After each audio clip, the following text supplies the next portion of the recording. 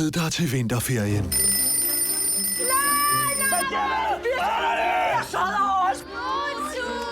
For nu kommer min søsters børn alene hjemme. Hallo alle sammen. Og gæt, hvem der skal passe børnene.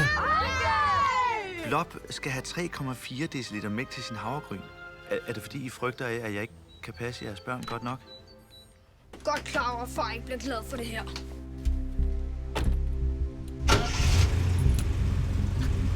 Slap lige af, mand!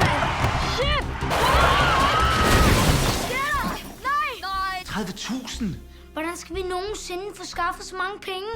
I har da vel ikke tænkt jer at bygge hotel her på vejen? Welcome. This is i dags menu. Sakana? Jeg tror, det mener fisk. Hvad gør vi? Vi slår dem ihjel. Den kigger jo på mig. Er der nogen af jer, der har set min guldfisk? Nej, de vil bare ud og svømme en lille tur. Er du nu igen blevet forledt af de her børn? Alt er under kontrol.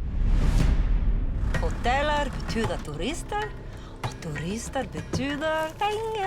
Så du, hvor proppet den pengekasse der, den var? De er sgu forbrydere. Men hvad gør vi så nu? De vil jo stjæle alle vores penge. Vi banker dem! De løb den vej! Ind efter cyklerne!